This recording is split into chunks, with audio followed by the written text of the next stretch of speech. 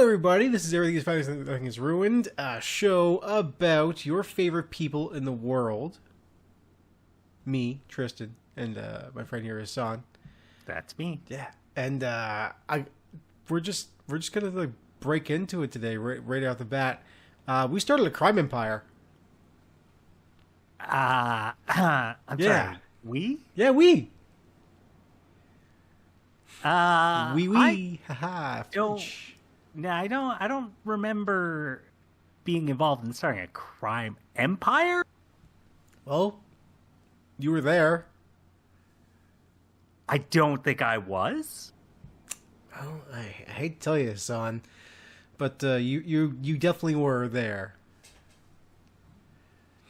And okay, what kind of what crime is this? Oh, okay. You know, some people, some people really want to sell things to people without ever having to pay taxes. And they also don't want to like have to buy the goods that they sell. So what we do is we get those goods for free, and then we sell them, and then don't pay taxes on those goods. All the money goes directly to us. I really entirely. don't think The savings are amazing. Conversation, I'm 100% certain I would remember that if I was involved. You were there. I mean, I gotta say, like, you were 100% involved in this. We were having this conversation where exactly? There was no conversation to be had because you were just kind of there, and I just told you. Granted, you were in bed at the time, so you may have been asleep. Yeah, okay. There's no we in this at this point. There definitely is, man. There's definitely a we in this now. No, I gotta say, you're a very heavy sleeper. You've done a lot of shit. Yeah, lot of shit. You've been here for a lot of this stuff. Well, I'm gonna have to report you to the police. Oh, if you do that, Hassan, sorry to say, you're a cop killer. What? Yeah, you've killed the cop. No. Yeah, I got. If I was asleep, you did. Yeah, I'm innocent. No, so here's the thing. You're also really good at holding things while you're asleep. That includes a Tech 9. So, yeah. I'm going to need you to just stop doing this crime then. Okay. Well, we can stop. This is like great. 99% of our revenue, though. So I mean, like it's a lot of money. Yeah, but if we're not paying up. taxes, I assume we have plenty of money. Well, I mean, we could always get more. Why wouldn't you want more money? Because what am I going to do with more money? It's a lot of money, Hassan. We're leaving on the table a lot of it. Yeah, but if we already have a lot of money, what am I going to do with more of it? Get more? You could buy a third Lamborghini. I bought you two Lamborghinis, by the way, with the money that you made with this. I figured you would want that. No. You've seen the roads in Nova Scotia. I can't drive a Lamborghini. It's not about whether you drive it. It's about owning the damn things. I got 4 Hummers, so like... And those things are terrible. Like, those are just bad vehicles. Just, man, fuck. Like, yeah, no, it's a status symbol, though. One. Yeah. I got that in Escalade, too, just to drive around, I guess. That's actually even worse of a status symbol, I think. Either way, I got that stuff. I got these things. You got the Lamborghinis. Yeah, you don't need more cars or money. Also, then. You have like 4 PS5 Pros, so like...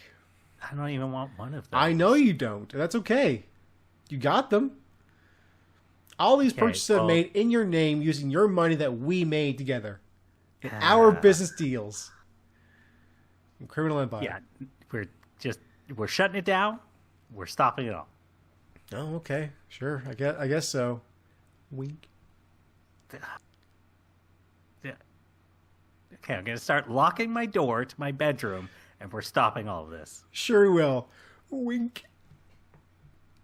It's very easy to lock a door, Tristan. I don't. Yeah. Yeah, you can lock the door very easily. It's also very easy to get into your place. I got a crowbar. Oh, I had to pay for those repairs. That's how I got in the first time. To stop. Bad friend. Nah, nobody said it was a good one. But I'm Fair. still your friend, no matter what. Unfortunately, so. Whether a bad one or a good one, I'm still here.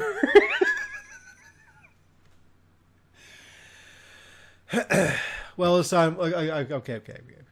How about this? We can decide whether or not we want to keep the criminal empire after we discuss maybe someone who's done it way better than us and longer than us. Yeah. Longer, yes. Better. I mean, it's up for debate. I agree. But Yeah. Tristan, that person is today's topic. Ooh. The Penguin. What? 2024 TV series that is I guess you would call it continuation, sequel Yeah, to it definitely is. Yes. 2022's movie, The Batman. The Batman. If you recall, dear listener, I like the movie a lot. I like that movie. It's too long. I think that's its number one problem. But I like it. Yeah, I agree with that. It's a little too long. You're right. Yeah. You're right. Now Could lose like 20 minutes. said, so I really like the Penguin. Sure. In particular, I think the character writing and acting are the things that stand out. But one thing I will say about it is if you were to make some very small tweaks in terms of mostly just kind of changing the names of the characters and the name of the city, you could have just called this something else and it wouldn't matter. Yeah. Like, this is a very good TV show. But if you are coming into this wanting something representative of DC Comics, it is not that. That's too bad. Very much is just wanting to be I'll say TV version of grounded, real drama kind of thing. It's not like I don't think they mentioned Batman's name even once in this. I might have Really forgotten or missed it, but his name doesn't come up. There's a couple of references to Riddler, but otherwise, they're not talking about super villains or superheroes at all. It is. I would say this is closer to The Sopranos and Breaking Bad than it is anything DC related like that. I mean, I do like The Sopranos and Breaking Bad, so yeah. So getting into it, so this show, the focus of it is the character, the Penguin. okay. Your Oswald Cobblepot, if you will. So in this, it's Oswald Cobb or just Oz Cobb. Yeah, Oz Cobb. Right, they renamed it for the movie as well. Yeah, there's a whole thing. I don't know. It's not a bad choice. If It's just renamed it for the movie. I'm not sure, but so Colin Farrell reprises his role as Oswald Cobb. He is incredible in this. So it's a good movie too. Just the special effects, the visuals of him, they continue to kill it to the point you look at him, you go, I mean, like that's. I cannot tell if that's It's a whole different person. Yeah. The face just nothing. Yeah. Like him. But his acting, the way that he pulls off the kind of vaguely New Yorker accent that they go for their version of Gotham. Yep. Fantastic. It sounds, the way he talks is Oswald. You don't get the Colin Farrell out of him, you know? Yeah. I've always kind of said that Colin Farrell was actually really good with, like, kind of masking his own Irishness. Which is a weird compliment to pay somebody. But, like, he can star in a lot of different things, and you would rarely ever tell that he was an Irishman. Yeah. I'm not sure, because the problem is, when I think about some of my favorite films of his, they're all when he is Irish. Yeah, like that's the thing, though. Bruges, Like, or Banshee of Inisherin. Yeah. Like, he's also really good when he's just being himself. That's the thing. Colin Farrell has a lot of layers. Yeah. I think for over the years, we didn't give Colin Farrell enough credit because he was just kind of like pretty boy new actor in, like, the early 2000s. And he really wasn't given a whole lot of, like, oh, you know, he's just a guy. And, like, oh, he's Irish? That's crazy. He's got a great American accent. Let's move on from there. He's in a lot of, like, really kind of stupid, shitty movies. Yeah, I don't know. See, I was never, like, it's not that I disliked him. I was just never, like, the biggest fan of his. He just wasn't one of my favorite actors, so I can't. It's kind of really think about or comment on it too much. That's kind of like the common perception of him too. Everybody's like, yeah, he's fine, but he's not like the best or even all that great. Yeah, he's just a good face. And, I'll be shocked if he doesn't win some awards for this, for how good he is as his character. Alongside him, we also have Kristen Milioti as Sophia Falcone. Yeah, okay. We'll get into it. She also does. The two of them are the standout acting in this, where they're these deeply complex, well-written characters who they have these layers to them, while also it's almost like a glass onion thing of, like, there are a lot of layers, but you can see through all of them to their core. They kind of it's some real masterful acting in that way of, like, well, you know, hey, this is what this character is about, but there are all these layers to get there, but you can still very easily see that. And I would say the third kind of big character in this, and I'm probably going to butcher this first name, Renzi Feliz, Rhenzy. He plays a new character, Victor or Vic Aguiar. Okay. And just before we get too much into, like, the story and everything that makes it good, I will say, as somebody who was I waited until a couple episodes were out to start watching it, and then I occasionally just look some stuff up. I think one thing that's very funny about this show is if you were looking stuff up and kind of trying to be involved in, like, the fandom or whatever you want to call it, there were constantly people trying to match or decipher things to be like, oh, could Vic be this character? Could Vic actually be this? Or let me see if I can find him here. There is a character, Dr. Julian Rush, and people are trying to, you know, match him to, like, somebody from the comics. It's like, no, these are just characters for this show. Yeah. You don't have. It's not going to be this big twist reveal at the end of, like, ooh, turns out Julian Rush was actually Calendar Man, or, you know, somebody else, or, like, oh, actually Vic he's Damian Wayne. All this stuff. Oh, hell yeah! He's Batman's little boy, Damian Wayne. It was like, I can kind of see why people thought that. Because they're all waiting for the deeper connection to the Batman stuff. I get it, but that's just not what this show is about. No, I get it. Yeah, that's probably so that was very funny. I think, you know, anybody who's watching it now, not really going to get that, but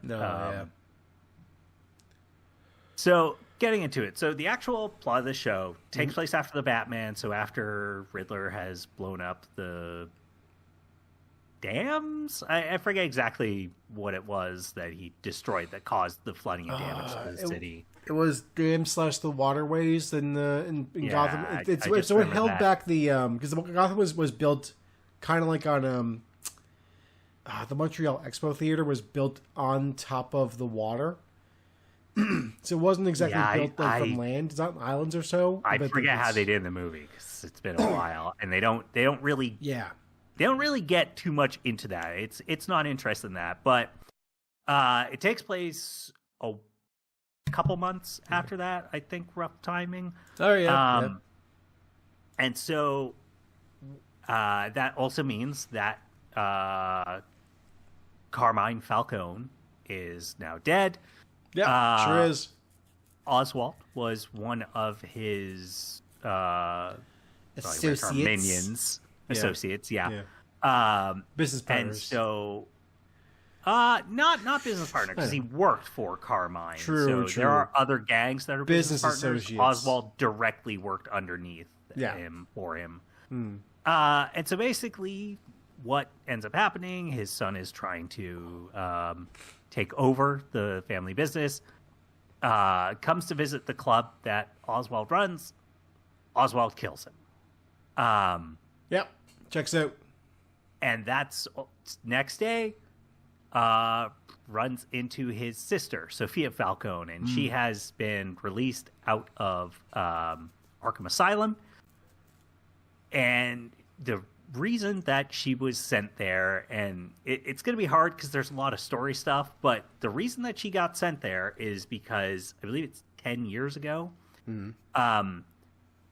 Oswald was her personal driver.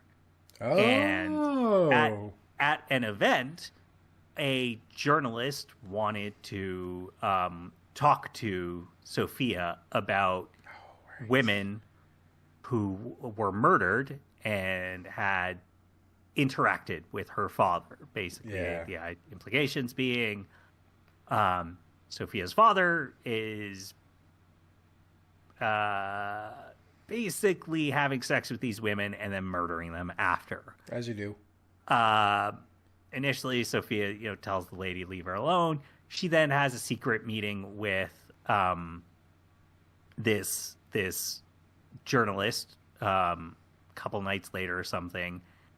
And then we jump to her father's birthday party. And this is one of the moments where, and I haven't seen many people talking about it, but I actually think it's one of the just best moments of really subtle acting and really getting at what makes this show so good. Is she's at the party mingling, and then Oswald comes up to her and she just goes, "Oz, what are you doing inside?"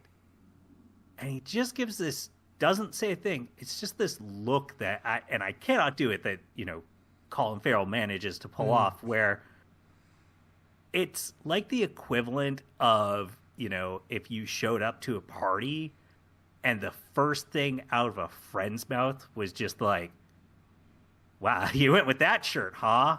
Just like, I see, yes. Oh, or the way she says it, the way he takes it, is it's kind of, it's like the way you would talk to a dog of "Hey, you're not allowed in there, get out."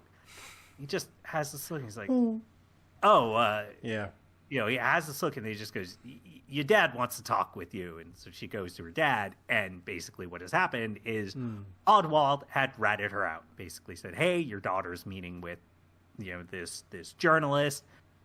And so her father frames her for these murders. She gets called the hangman for it because all the women were... They basically made it look like... Carmine Falcone made it look like they had all committed suicide when the reality was... okay. Yeah. Had hung them all.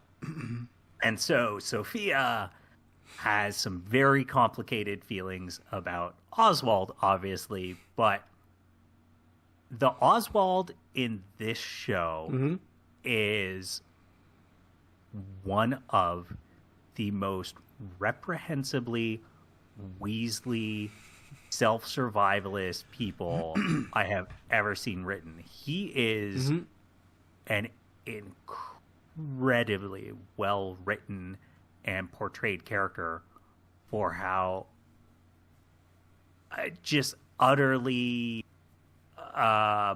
two-faced he is. That he will just no, actually. So in this show, they merged the two together. It's crazy. Whoa! Yeah, I know. Yeah.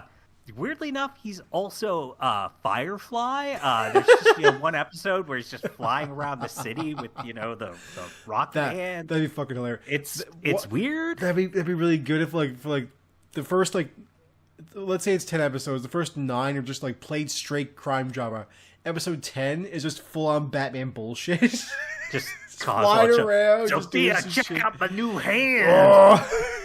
Yeah, fucking that'd be awesome. Actually, but what a zing. He's just so two-faced. He will say whatever to somebody to convince them that he's telling the truth. So he's basically kind of sweet talk Sophia, and he's telling her about I didn't know your dad would do that. I was just doing this because it was the right thing, and she sort of forgives him, and he ends up convincing her to let me in on this deal, blah blah blah.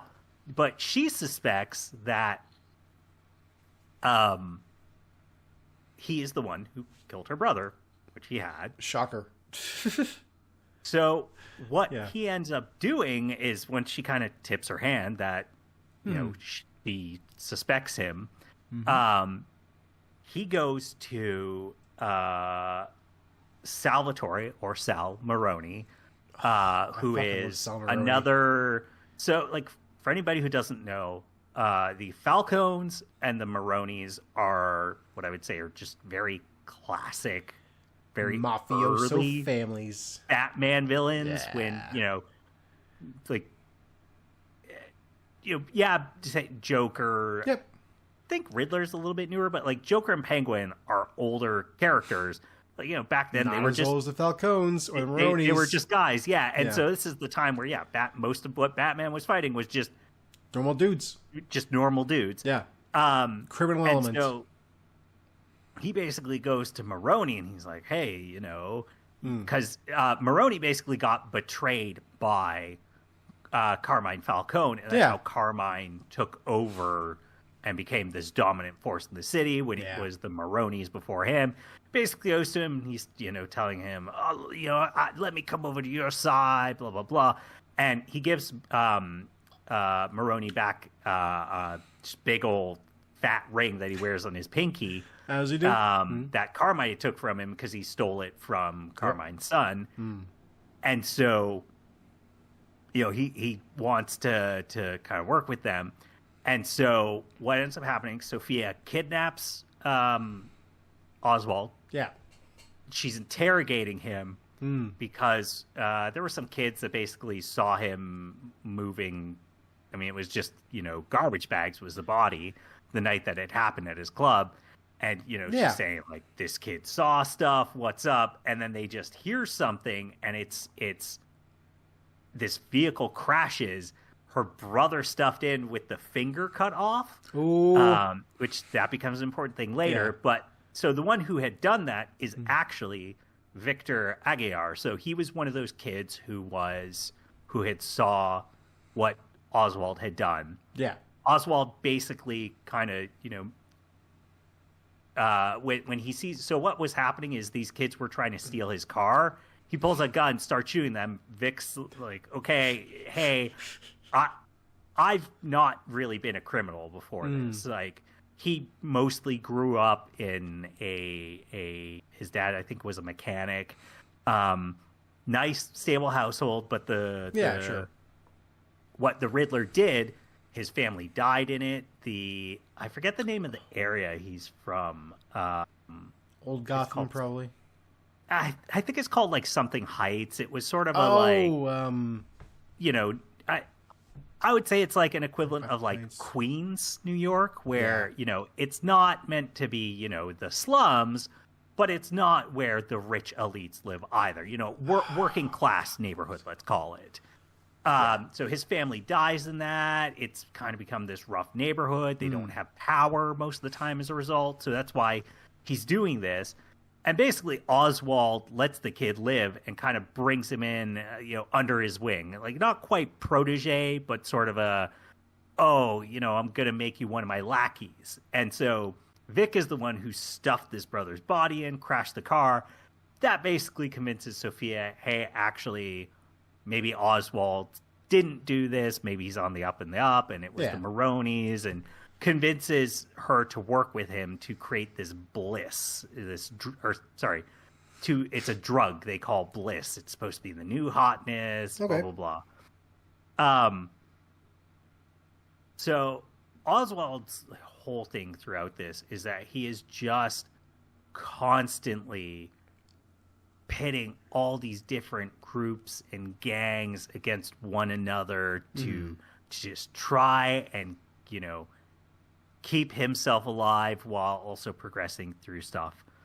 And while this is happening, we also get to see his mother, which I don't know why she has a different name. So, sorry, no, she doesn't. That's the actress Deirdre O'Connell, who plays Frances Cobb, his mother. So she's suffering from Parkinson's and Lewy body dementia. And, we constantly see him showing up, caring for his mother.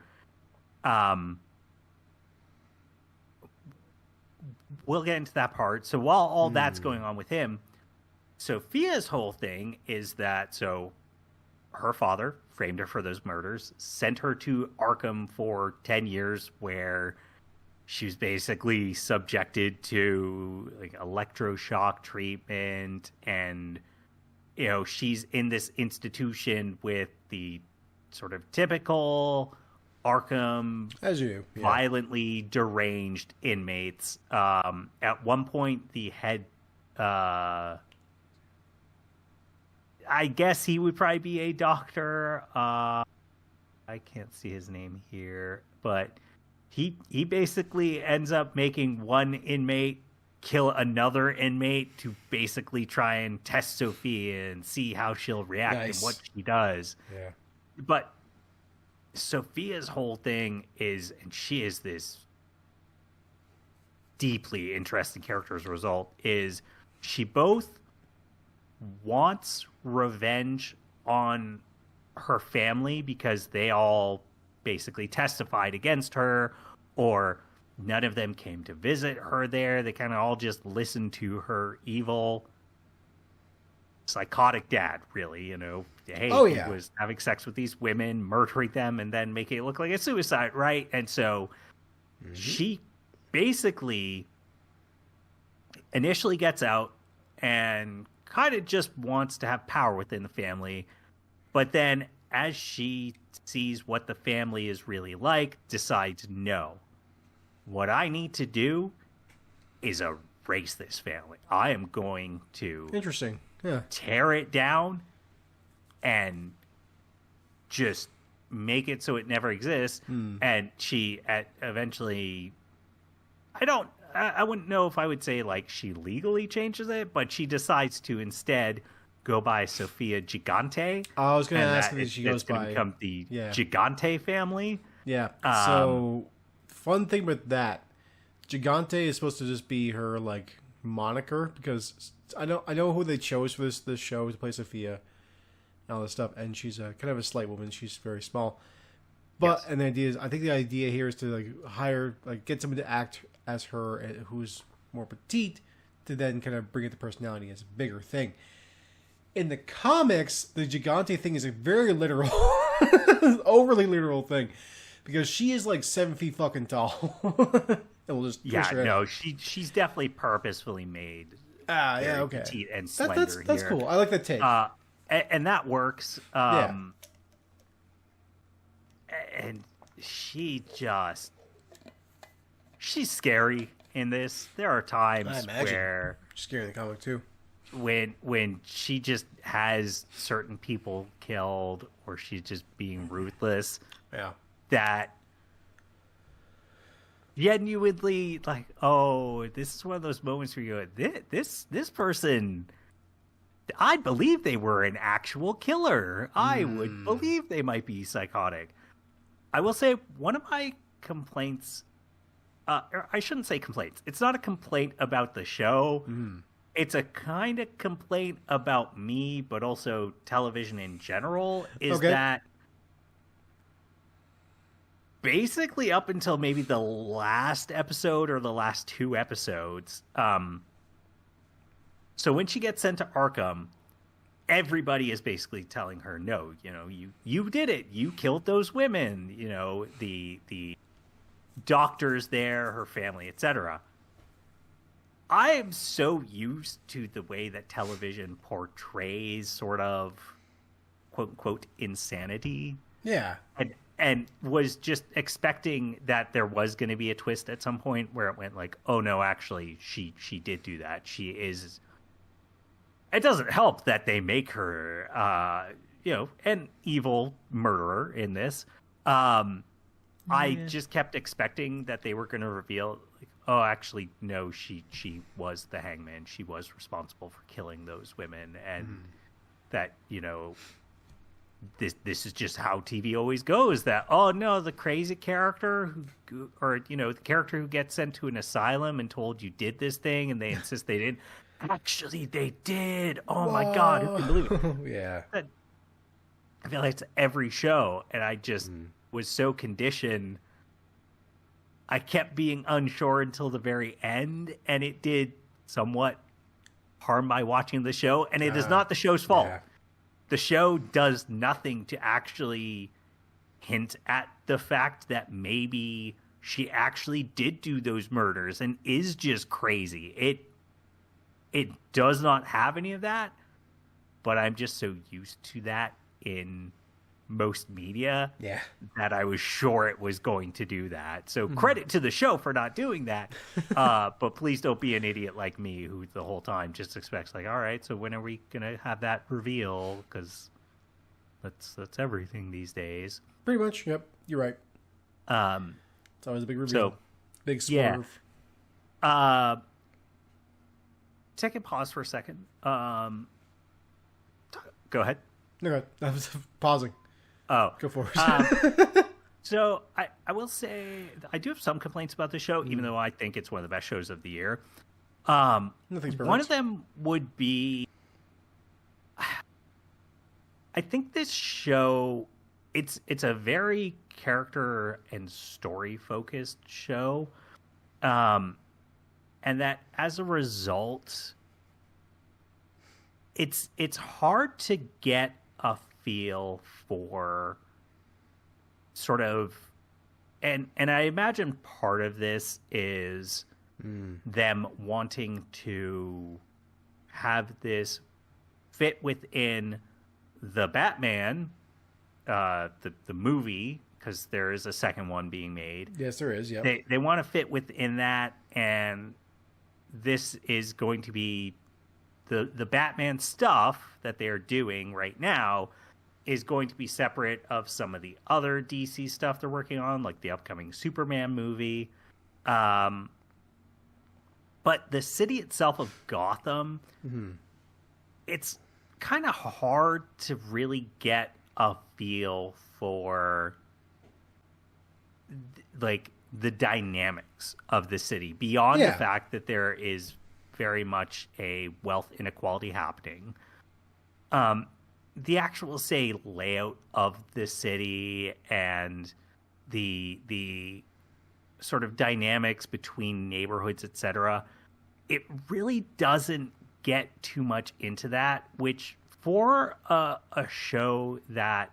So we have the Falcons, the Maronis, but then we never really interact with them too much, but like there's one episode where we get to see there is a Asian crime syndicate, presumably Chinese, because the head of it was they mentioned he was forced out of Taiwan by the CCP. So, interesting. Okay.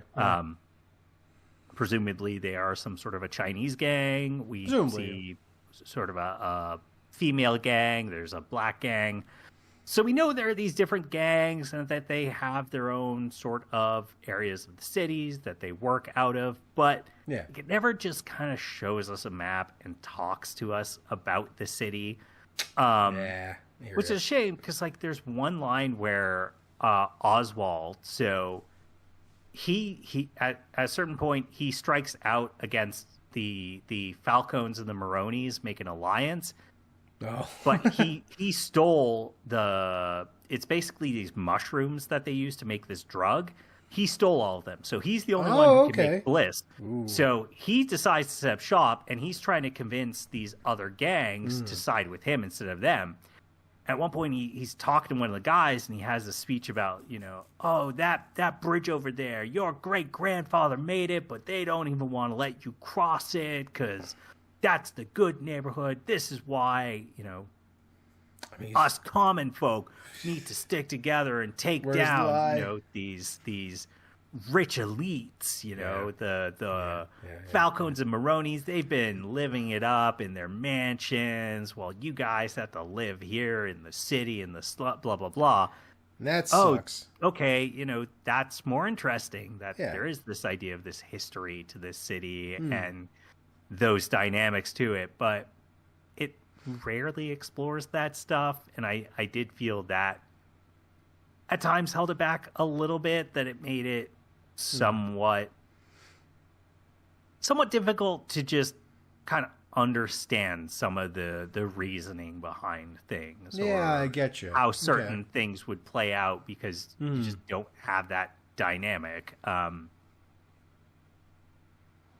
I'll also say it's visually a very good-looking show, but it does have a muted color palette, so I do wish it had a little bit more just visual pop to it. It can be a very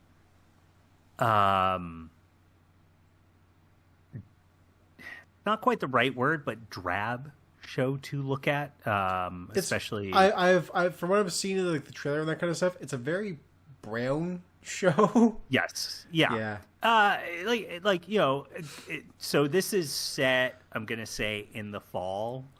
So very overcast skies a lot of the time. It's aiming for Gotham, which is a mixture of Chicago and New York. So hey,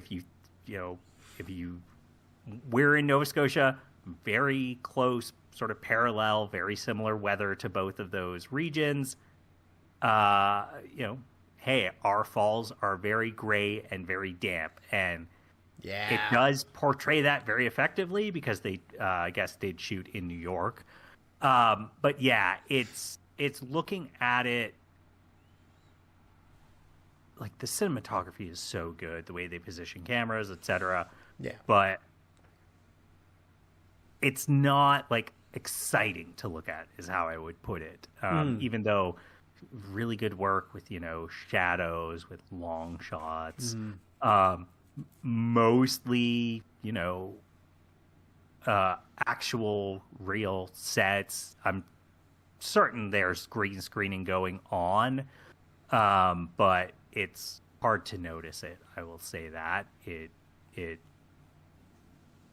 in a world of Marvel and how overly reliant they are on green screen and how that ruins a lot of the lighting and just... It really does, yeah. A lot of positioning of characters that, we don't know, hey, is this scene going to take place in a forest or in a city or on a beach? Well, we just have to position characters in the center because otherwise it could be awkward and difficult to make the scene. So this does not feel like that. The way that they want to have their characters, it's fantastic. Getting back to the good stuff and the character and the story of it. So as I mentioned, eventually Sophia and the Maronis team up against Oswald the Penguin. While this is happening, Victor, it's kind of been going through a lot of trying to figure out because he's a young guy. I think he's only 18, 19. Yeah, sure. He's going through a lot of trying to figure out, does he go all in on basically becoming a gangster, joining Oswald and getting deeply involved in what is happening with this drug business, or kind of does he want to get out? And at one point, they're basically running their drug trade out of some old subway tunnels no longer in use. And there's this guy in the neighborhood who used to be kind of I wouldn't say like head criminal of the neighborhood, but he's got kind of like 4 or 5 guys that they're part of their small group who hustle people or whatever. And he's telling Vic about how, no, you got to cut me in, or maybe I'll go tell other people about where I think it's always the Oswald is, that he's in our neighborhood or whatever. And so Vic ends up killing this guy, and that deeply impacts him as killing a person would. And Oswald is sort of there to help him process it and accept that this is just the world he is now a part of, and that it gets easier, kid, blah blah blah. And Vic sort of starts to see him as a father figure in a way, and they have this blossoming relationship to the point that when the Penguin gets in trouble, like, Victor is there putting his life on the line to save him.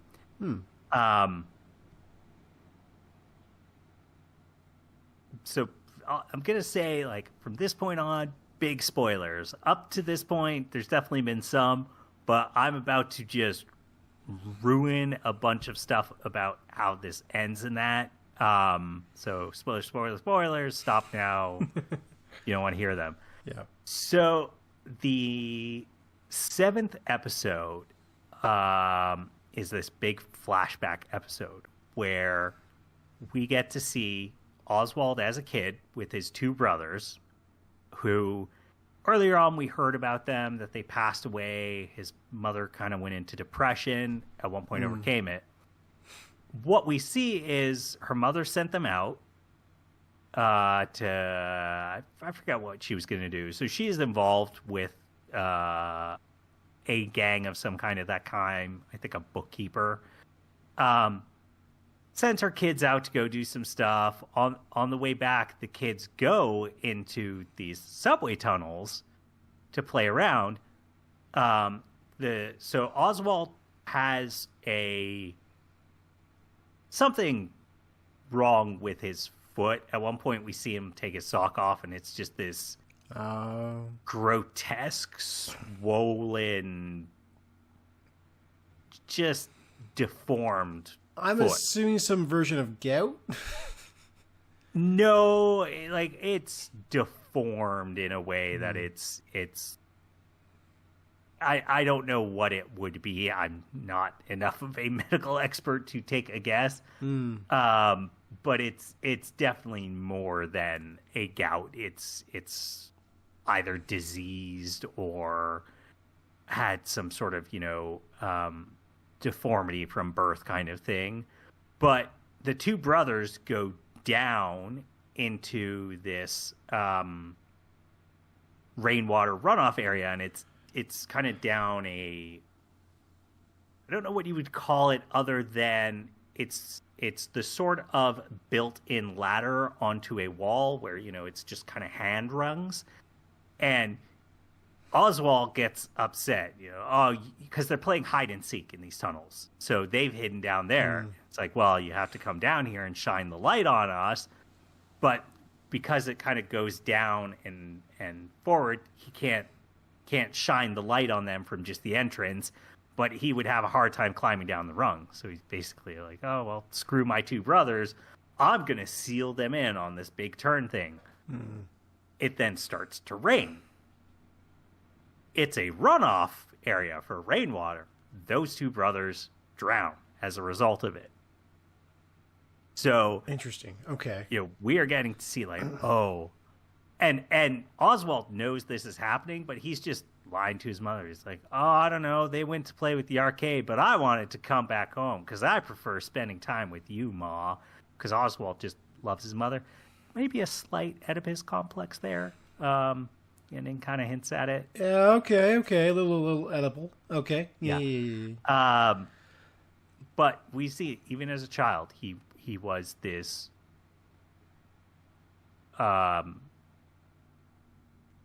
heartless monster of a person who would just do whatever it takes to get what he wants.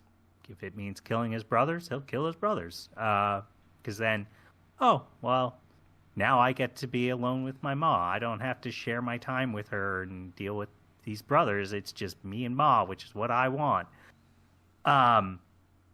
So then what ends up happening is Sophia ends up kidnapping his mother. She, flash forward, I should say. We're now in the present again. Sophia's kidnapped his mother, kidnaps Oswald, and she's basically telling him, I want you to tell your mother the truth because Sophia basically had one of the doctors from Arkham Asylum trick her mother into revealing some stuff, and she reveals that, hey, she thinks Oswald killed her 2 other sons. Yeah, sure. And so they take Oswald's mother, the one person he's supposed to love, the one person he claims he tells truthful to, and so they take this, I forget what it is. It's almost like a cigar slicer. They put her pinky in it, her brother's pinky got sliced off, and they're just saying, tell her the truth, Oz. Tell her the truth or we're going to slice it off. Tell her the truth or we're going to kill her. And the whole time, Oswald's just sitting there. He's like, Sophia, you're a psycho. What's wrong with you? Oh, what you talking about? What are you talking about? And then eventually, the mother just shouts, I know you did this. I know you killed, these other 2 sons. I hate you. And Oswald doesn't flinch. He's just right. Ma, I don't know what's wrong, Ma. They done something to your brain, Ma. That they ain't right. I didn't do that, Ma. And that is just how much of a liar he is. That it doesn't matter. He could, you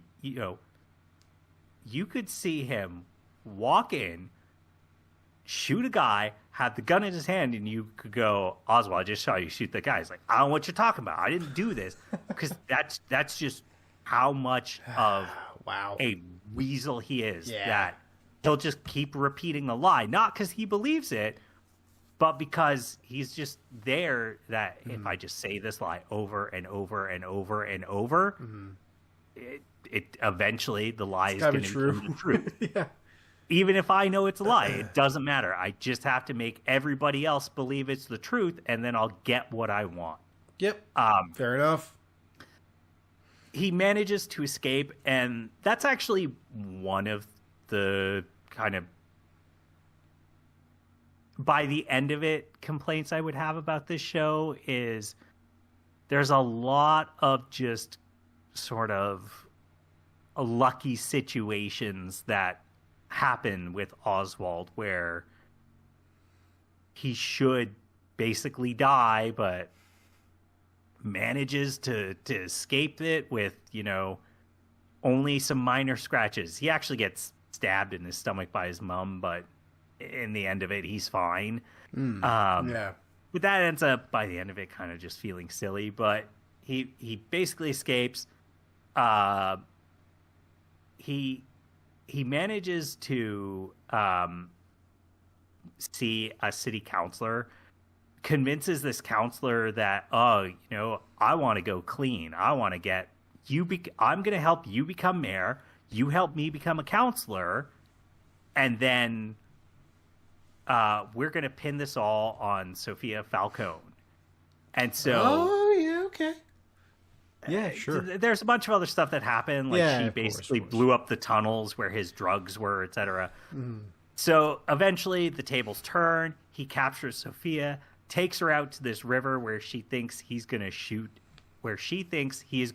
her. And instead, it's just the police show up and they're like, oh, you're under arrest. He ends up back in Arkham. He ends up getting what he wants. And in the process, his mom has this stroke and basically ends up in a vegetative state. So the show literally ends with him in this penthouse, his mom in this bed in a vegetative state. And there's this... I don't know if they ever outright say she is, but it's very much implied and indicated that there's this sex worker that he is kind of keen on. He's there and just dressed up like how his mom was in the flashback and just dancing and is just like, yep, proud of you, son. Oh, so they got some weird, also, like, Buffalo Bill shit. Cool. Yeah, all right, cool. Sorry, I believe it's just before this. There's this moment where him and Vic are having this talk on a bench, and just this real heart-to-heart, what a weird kind of father-son moment. And he's talking to Vic and like, "We did it, Vic. We took it all down." Yeah, we did it, boy. And he just starts to grab his throat, and he's like, "But Vic, you know my secrets about my mother. You got close to me. You're like family. And family makes you weak, Vic." And so he just strangles him to death, takes out his ID, throws her, so it just leaves this body to be this unidentified body.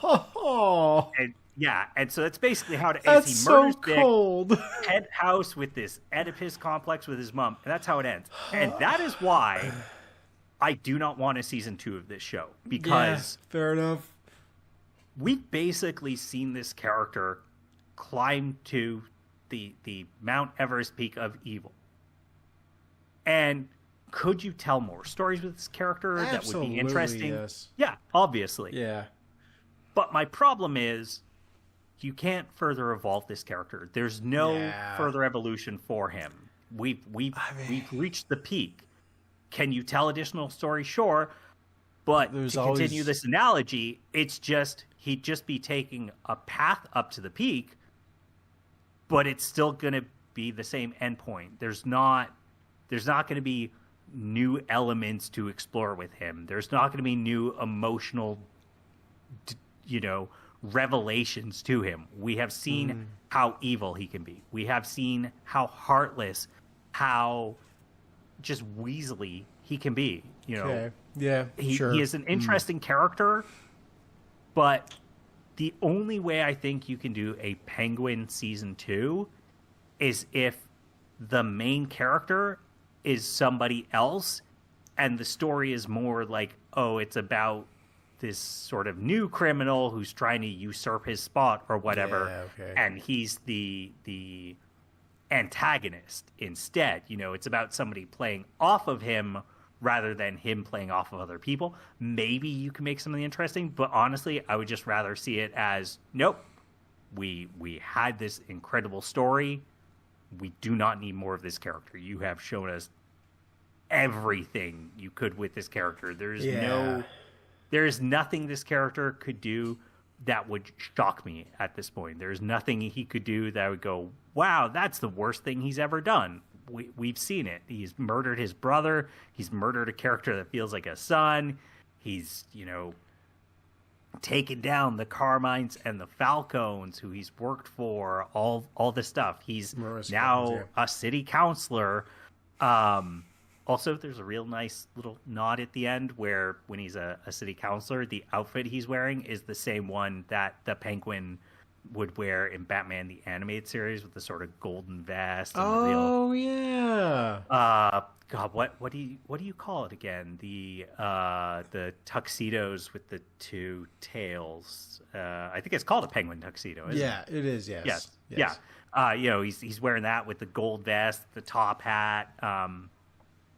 It's a fantastic TV series, but I don't need more of it. Like I said, I think those three main actors, Colin Farrell, Kristen Milioti, and Renzi Feliz, if one of them does not win an award for the acting in the show, I will be shocked. In particular, Colin Farrell and Kristen Milioti, the two of them are just these emotionally deep and complex characters that you very rarely see evil characters like them truly portrayed as evil. Yeah. The way that they are, where there is very little redemption for them, especially in anything comic book related, where the kind of overused villain is, it's that meme from the Falcon and the Winter Soldier. I'm trying to remember the exact wording. It's like, oh, he's right, but he's gone too far in saying that. Like, that's, every comic villain in a movie or TV show for it's the almost 20 like years now. Like right? It's the that this character relatable has, villain. yeah. This is not trying to do that. This doesn't want you to like, or it doesn't want you to sympathize. It wants you to understand the motivations of Sophia and Oswald. Vic is maybe the one character it wants you to sympathize with and find relatable. They gank his ass.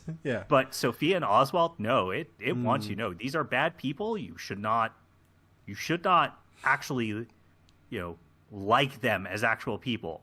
As the fictional characters, you should find enjoyment out of what their story is and they're doing. Yeah. But you should not like them. You should not want to emulate them. And I really enjoyed that, to come away from it and go, these were evil characters. It wanted you to know they were evil. And it was not afraid to have them do truly awful things. Yeah, that's good. I can appreciate a show that is willing to swing for the fences as far as like putting more villains up close and personal with the audience. Because I mean, like, we had Breaking Bad, which was like the big one, like and Sopranos, of course. Like Tony Soprano was a piece of shit. Never watched it. Oh man, Sopranos is good, but like, I can't stand the anti-Italian discrimination in the show. In the Sopranos. I think that's where that meme comes from, right? I think I'm not too keen in the Sopranos memes, to be honest. That's fair. Yeah, but like, the Sopranos and Breaking Bad are notable for having like Tony and fuck, what's his name in Breaking Bad? Oh my god, this is gonna kill me. Walt, thank you, Walter White. Walt White. Like Tony Soprano and Walter White are two reprehensible people, with Walter being more relatable because you kind of get where he comes from. It's like he kind of implodes, and he's trying to just basically do some shit before he dies. And it's like, yeah, okay, we get it, but like, he still does horrible things. And same with Tony Soprano and all this stuff. Like, the connection there is intense, and we haven't really had much of like a good villain show in a long time, I feel. So it's a bit time. Maybe the boys. The boys are kind of villains in their own way, but they're not really. But they are. I think it's that we haven't had just true evil, right? Yeah, we haven't. We've had good villains. Like, I think about, it's keeping on that superhero train, like Omni-Man. Oh, yes. Really good villain. Yeah, it's a good villain. But he wasn't true evil in that way. No, he had a heart near the end. It's true. Yeah, well, in season 2, literally trying to redeem himself kind of thing. This is something where, it is just true evil. And so...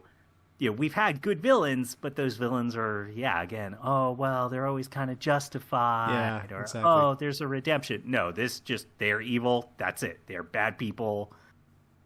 Do not like them. Yeah. My only worry about the Penguin getting this attention, which it should be, that is well deserved. I haven't watched the series, the show, because I don't know. Well, not because of anything, but like, so I don't really know if it really deserves a second season or if it should stop, like you said, after season 1. But I am a little concerned that if this show is super popular, that this will be the trend for a lot of other DC based shows.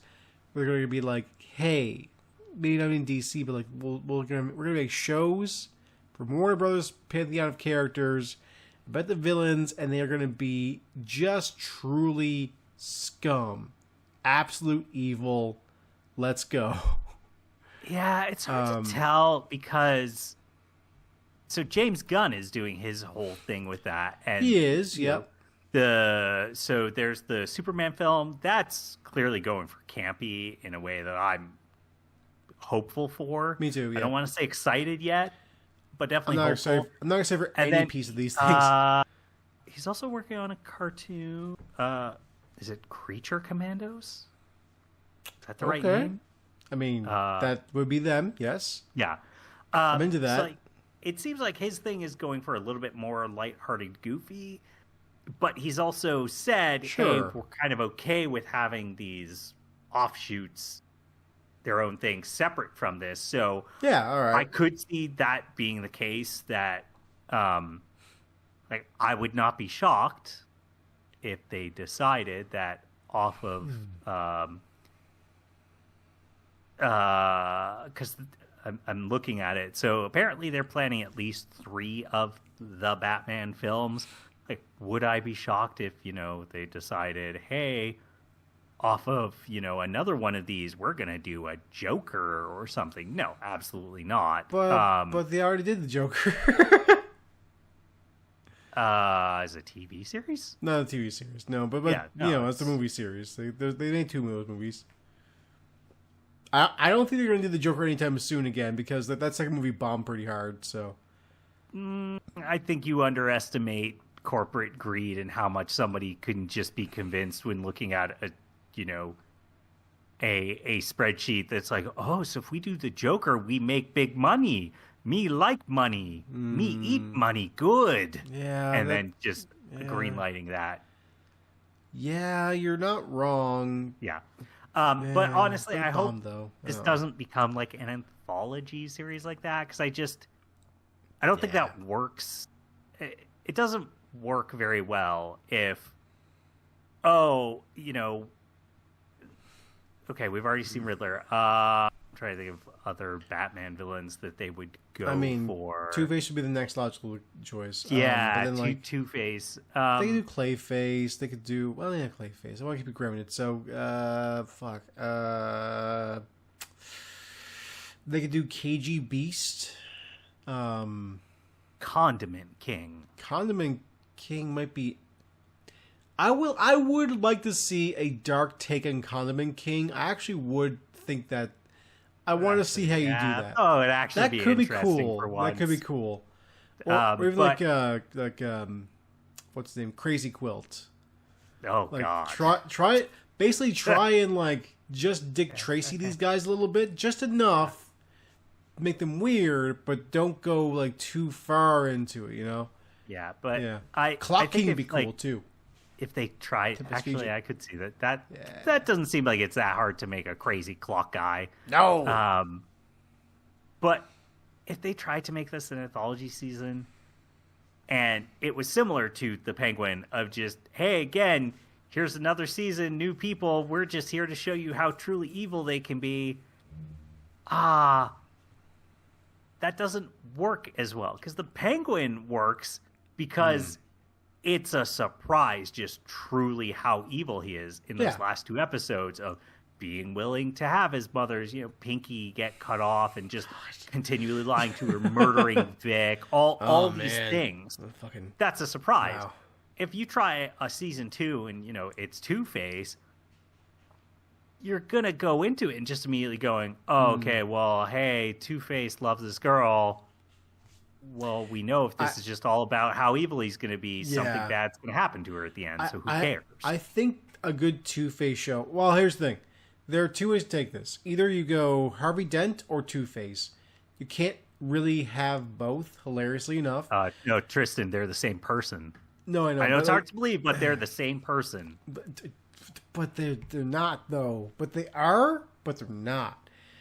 Anyway, what I'm trying to say is, you could go with a Harvey Dent show, which is more like political intrigue, kind of like sort of like almost Game of Thrones, the whole thing.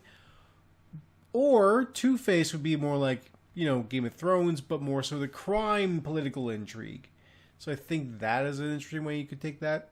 I don't know. It's hard to really. Two-Face has already kind of been done, and they do him a lot because he's one of the other grounded villains they have, and I feel as if they focus too much on Two-Face, even though I love Two-Face to death. I honestly don't know. I think it's a lot of play. Supposed to be in the Batman too. Yeah, we should start wrapping up. But let me pitch you on something then instead. Right. What if it was Two-Face? Yeah, but he's played by Harvey the Wonder Hamster. All right. Weird Al's hamster pet from the Weird Al show. Okay. Interesting. So it's a Harvey the Wonder Hamster as Two-Face movie or show. Yes. Okay. Also, Weird Al is there.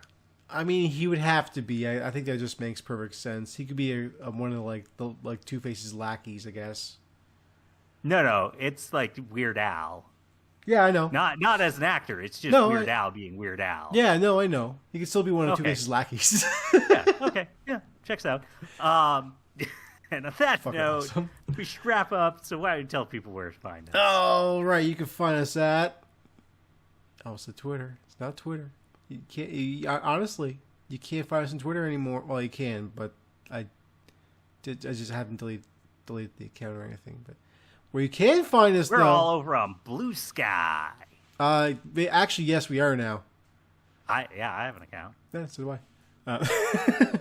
At EAFNAR. Blue Sky Social.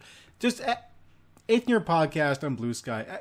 Hilariously enough, I don't gotta fucking sugarcoat the way you get to see our show. If you know part of the name of the show, you can just plug that into Blue Sky, and it just fucking works. Sure is nice to have an app that just works. Yeah. It doesn't have Imagine that, Elon. Yeah, a bunch of weird fucking ads popping up all over the place, and it's like, oh, all my feed's all fucked up because of algorithmic shit. This still has algorithmic shit in it, but like, it's not like dangerous or evil feeling. Yeah, dangerous or evil feeling. It just is like, oh, you like this stuff? Here's some of these things. Like, oh, okay, yeah, I do like that fun, that silly bird picture. Thank you, Blue Sky. Oh, that's this piece of little art. That's cool. It's not like here's a thing. Here's 40 ads. Buy stuff. Yep, we all should have jumped on Blue Sky a long time ago. Yeah. Even I'm kind of back on social media just a little bit. Yeah, Blue Sky. Go to our Blue Sky account, which is at EAFNAR. You should also find us on iTunes, Spotify, YouTube, the place where you're watching this show right now. If you've already found this on YouTube, tell your friends about it, because I'm sure they want to know all about the Penguin. I mean, it's kind of a wild ride. I would say maybe watch it, or listen to our show then watch it if you want to like get the gist of it. But when you tell your friends to watch our show, make sure they are also clicking the buttons somewhere around the vicinity of the video. Just anything you can, really. If you got a physical button at home, just press that. If you're in your like the kitchen right now watching this on your phone, just start hitting the microwave buttons like crazy.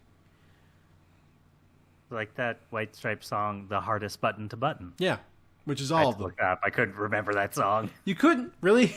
I just remember they had a song about a button. I just couldn't remember what they said about the button. Yeah. Okay. Fair enough.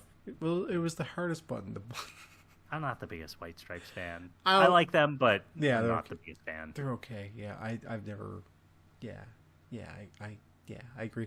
Anyway, you go there and do stuff, push buttons, YouTube, like and subscribe, etc. Also go to our friends over at DJDane.com. This guy does our music, DJDane.com.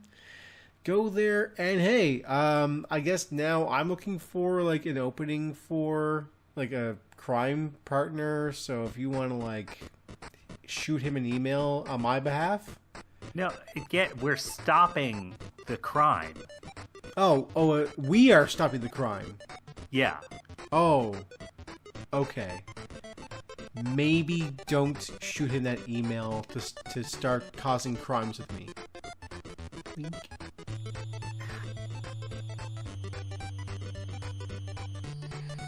Oh, God damn it. Anyway, that's it for our show. Tune in next time for another F's episode of It's Ruined. See ya! Yeah. Say it.